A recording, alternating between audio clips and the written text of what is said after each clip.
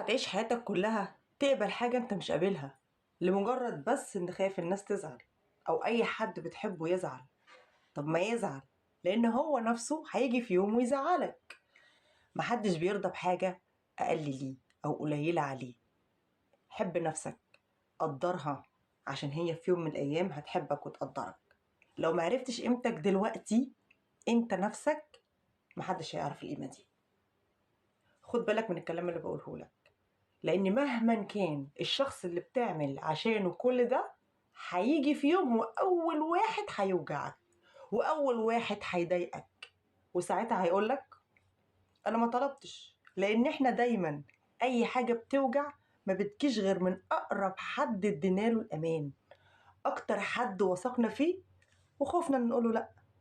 وبس كده. ودي نصيحتي ليكم النهاردة، خلي نفسك دايما عزيزة، خلي نفسك دايما غالية عليك، علشان تلاقي اللي يقدرها ويحبها وتبقى غالية برضو عليك.